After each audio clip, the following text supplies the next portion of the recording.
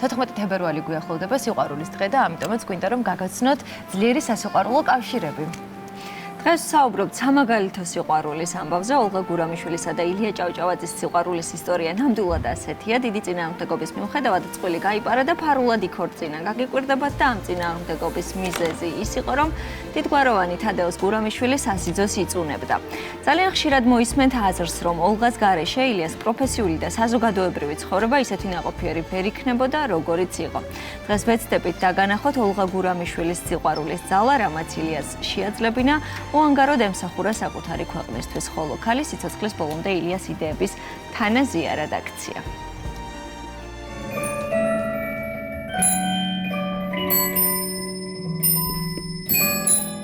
ილია ჭავჭავაძისა და მისი მეუღლის, ოლღა გურამიშვილის სიყვარულის, მეგობრობისა და ერთგულების ამბავი საქვეყნოდ არის ცნობილი. იმის მიუხედავად, რომ ოლღა არ ყოფილა ილიას პირველი სიყვარული, ის იყო ქალი, რომელიც დიდ პუბლიცისტს ერთი ნახვით შეუყვარდა.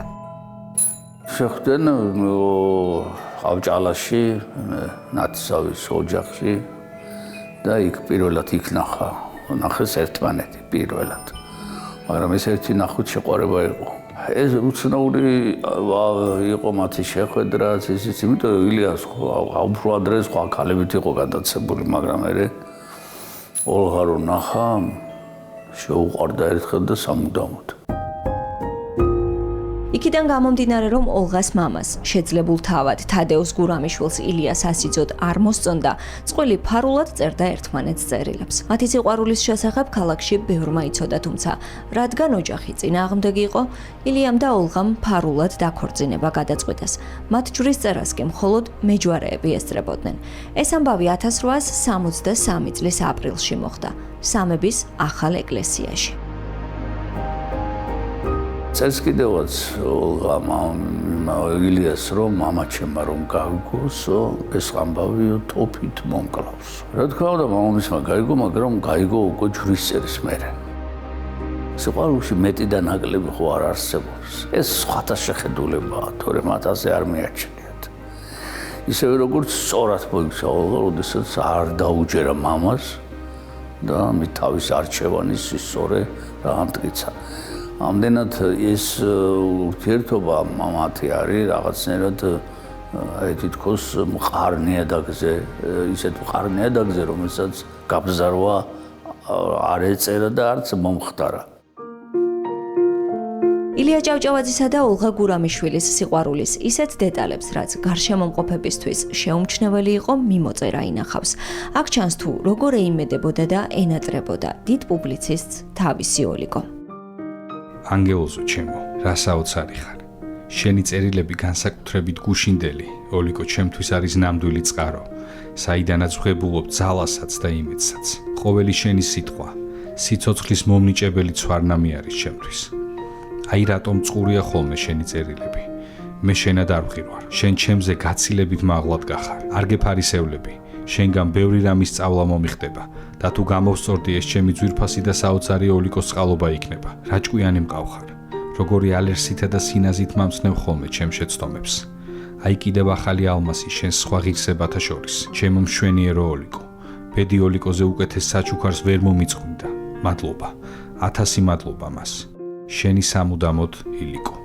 პეტერბურგში წასული ილია ჭავჭავაძე, როდესაც საადგილმამულო ბანკის საქმეებზე იყო წასული, ერთ-ერთ წერილში ილიას წერს, რომ 10 მანეთი მიშოვე და გამომიგზავნე, იმიტომ რომ საერთოდ არ აქვს ილიას ფული.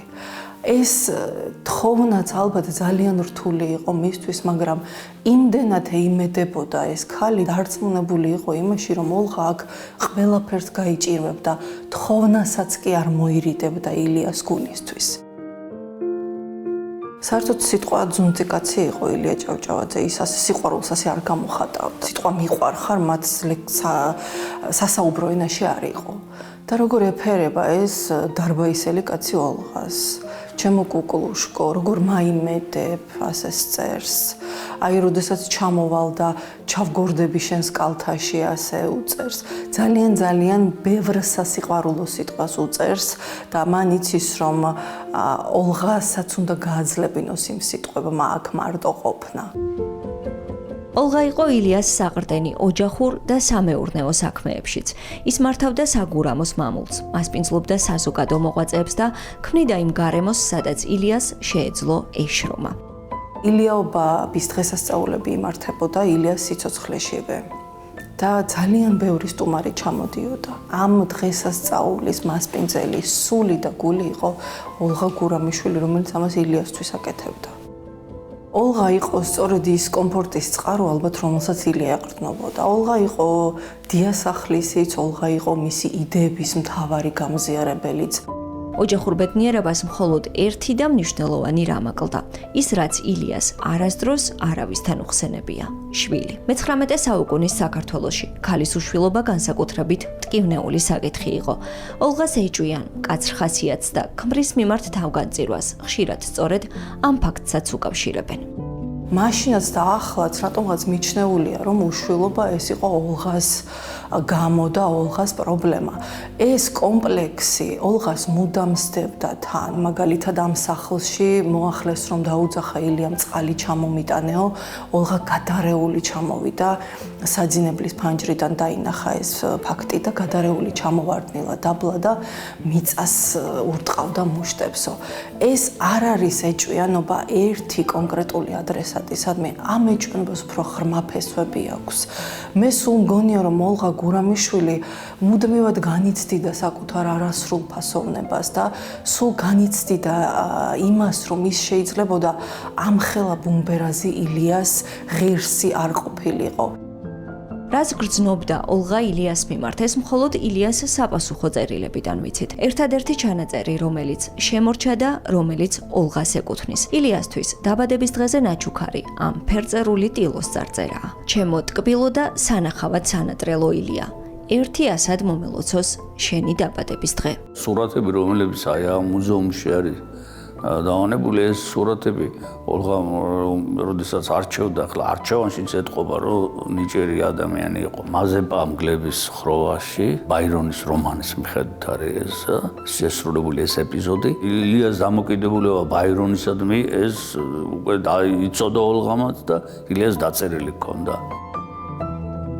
ეს არის ტამპლიერების ორდენში ჟაკ დე მოლის მიღება 90-იან წლებში მე-19 საუკუნისა რომ დაესია ეს ახალი თაობა და სოციალ-დემოკრატები და რომ ილიასი აღარ ესმოდა ხშირად იდგა ამ სურათთან ტამპლიერების ორდენთან და ამბობდა უმადურობა ამ სიტყვებს.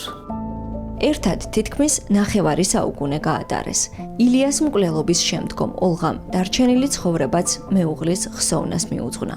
სიცოცხლის ბოლომდე შავებში შემოსილი დადიოდა და განსაკუთრებით უფრთხილდებოდა ილიას მემკვიდრეობას.